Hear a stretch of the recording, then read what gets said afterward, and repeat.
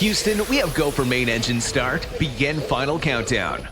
Roger that. Beginning countdown. T-minus 5, 4, 3, 2, 1. And liftoff.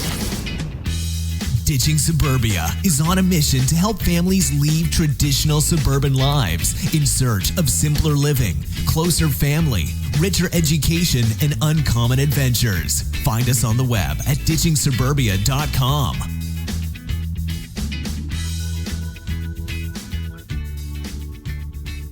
Hey folks, my name is Michael Boyink.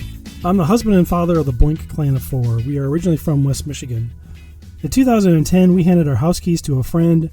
Our family climbed into an RV, we shifted into drive, and we didn't come back for a year. We visited 34 states and 16 national parks. We stayed in 82 different campgrounds. We ate new foods and we met new people. We found a new way of life that frees up our time, our resources, and our hearts. It allows us to focus on our faith and build new friendships. It lets us choose how, where, and by whom we live. We found a tribe of families with similar post-suburban lives. Similar in goals, but different in appearance. Some of them live on boats. Some build tiny houses. Some of them ride bikes across continents. And some of them move to big city apartments. But they do all of this while still working, raising great kids, finding community, and making a difference in the world. We like this tribe so much we went back, sold our house, and ditched Suburbia for good. The Ditching Suburbia podcast is for families who have achieved the American dream, but found that it's actually an exhausting, unfulfilling lie. It's a true rat race where even the winners lose. Your schedule is dictated by the school system, the HOA, and your church. You hardly get to see your kids. Your days run together and you wonder, where is the adventure? So what will we talk about? 4 things. 1. Closer family. The typical suburban lifestyle keeps families on the run and apart from each other. Families who ditch the suburbs spend more time together and build stronger relationships with each other. 2. Simpler living. The American dream that our culture sells is an endless treadmill of consumerism. Suburbia ditchers choose to value experiences over possessions, live a more sustainable lifestyle, and make more space in their days for relationships. 3. Richer education. Many families already homeschool. Getting out of the suburbs enriches that choice, allowing you to learn immersively, on location, and in person. There's just no substitute for being there. 4. Uncommon adventures. Our world is full of designed, mass-market experiences. True adventure isn't designed in advance, and it involves risk. Kids learn and grow best through adventure. But mainly, we'll talk about owning your days. You decide how and where to live. You decide how much to work, and you decide what your kids should learn. Take back control of your life. So how did we get here? Chris and I married in 1991. We settled in my hometown of Holland, Michigan.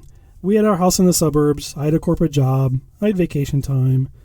But that vacation time was more often spent working on the house than actually vacationing.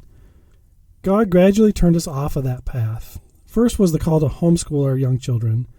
And then in 2002, the corporate job disappeared in the 9/11 aftermath. We started a business out of our basement. And then we got called away from the big church. A few years later, we started a second business that got us out of the basement and traveling. We had become location independent, but we weren't taking advantage of it.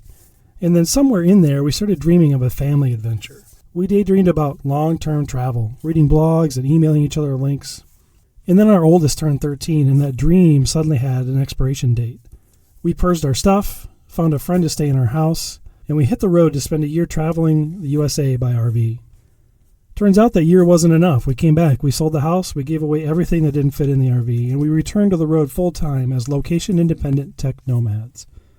That 13-year-old, that's Harrison. He's now 19. He's a sports fan, a reader, and he's a musician who loves a cappella music.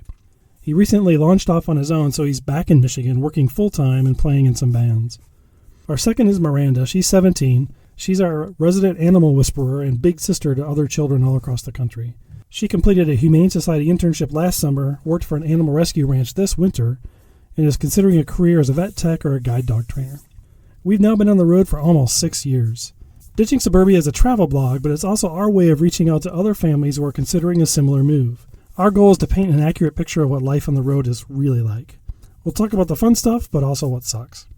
We hope to educate and inspire others to see that there are different ways to live than what the American dream prescribes for us. I don't really know what this podcast is going to be long term. To start with, I'm going to read some essays that I've written for our blog in hopes of those finding a new audience. And from there, I don't really know. We're not that great at long-term plans.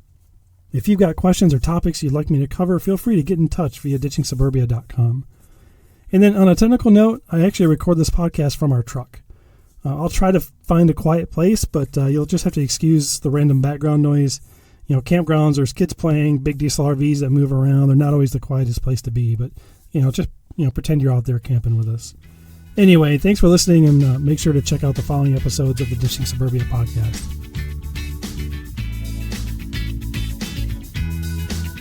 You've been listening to the Ditching Suburbia podcast. Ditching Suburbia helps common families create uncommon lives.